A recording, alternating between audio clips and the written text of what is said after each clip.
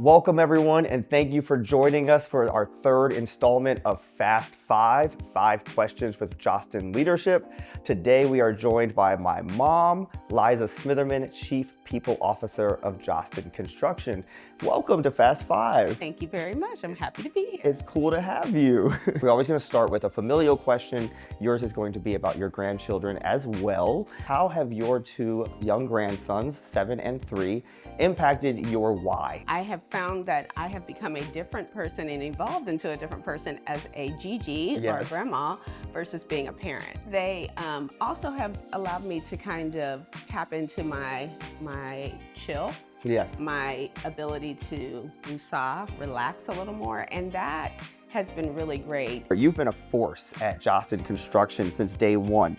How has your role and purpose evolved over the 27 years that you have been involved in Jostin Construction? 27 years ago, it was your dad, Albert, the CEO, who decided to take this leap of faith and start the business. And he was encouraged, of course, by me as his spouse, but also by you and your two brothers. So for me, my role at the time was really to support, but also to fill in where there may be some gaps or voids in starting our first generation family-owned business.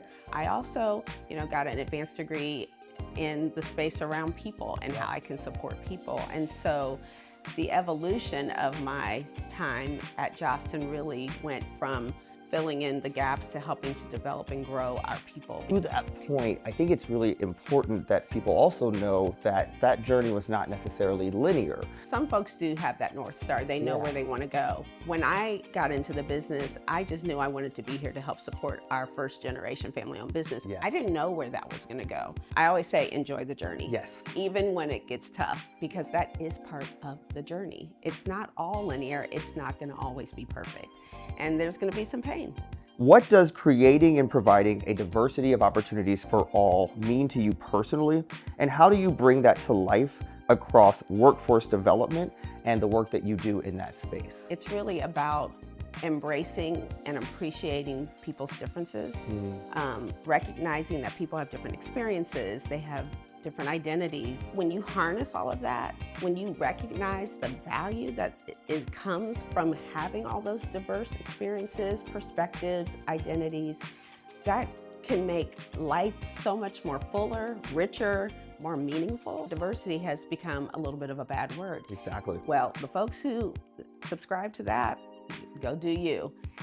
The rest of us who will continue to advance and grow recognize how important that is. If we want to build and grow as an organization, as a business, whoever you are, you have to recognize the importance of the diverse perspectives that come. And not only acknowledge it, but show that you value it. Being able to bring your authentic self to work every day is incredibly important because, as you already alluded, it allows people to do their best work. What do today's leaders, from your perspective, most often get wrong about workforce development? People have always seen workforce development, again, like it's a program. Yes. And it's really a strategy. This is not about just training people, but creating career paths for people. This is just one step in the ladder, in the rung, right? That is where you got to get folks to switch, because your generation and the Gen Z and soon to be Gen Alpha, right, have much more focus on purpose and why am I doing what I'm doing. It's also recognizing that not only are you want to learn from what we can share, but we have to be willing to share it. Yes. Which means we have to be willing, and there's sometimes this split between this is how we've always done it, and you all, the next generation coming up saying, well, can we try something a little different? Yes. So there's some adaptive learning opportunities for all of us. We also forget, you have to teach people sort of what we used to call soft skills that I would call essential skills, like showing empathy, having that EQ, that's important, and that's a learned skill as well sometimes for folks. So it's the people interaction and the importance, we can't lose that. You're in a male-dominated industry, as construction is. You've built not just a career, but a platform. What advice would you give to someone who wants to lead with purpose and impact, as you have done over the last 27 years, and before that in your career as an educator? What do they have to do to show up authentically in spaces where they might be the only person who looks like them? I didn't even come with a skill set that was specific to construction because that was not my training.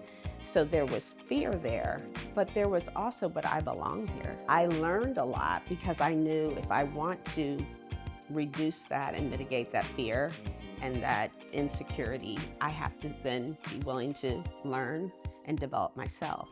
I'm thankful to something bigger than me, Yes. because I am a true believer that, God put me on this path, and this is, and I have trusted that all along the way. Brewster Pumping is a rare model. We got to talk about Brewster Pumping today. A first-generation woman-owned concrete pumping company.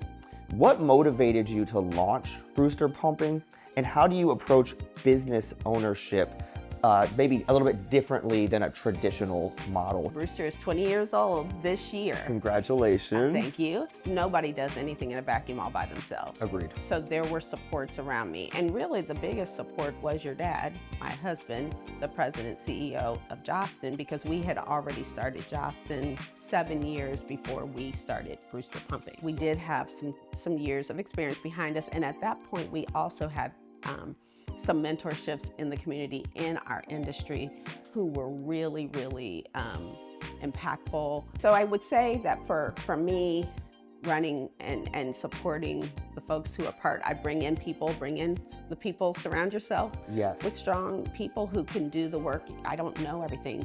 I don't know how to run a concrete pump, but I know how to manage someone who does know how to do that. We've had some amazing and continue to have amazing team members. So we're very blessed in that regard. Anything from your perspective that is important to get on the record today? We are living in uncertain times. Draw from your humility, draw from your courage, draw from the support of other people. Don't compromise your values. Stay true to you. Bring others around and to be a part of that with you, and keep moving forward. And there's always something bigger than all of us that we all need to continue to draw from. Thank you everyone for joining us today. That has been Fast 5 Questions with Jostin Leadership, featuring my mother and our Chief People Officer, Liza Smitherman. Looking forward to seeing you on the next one.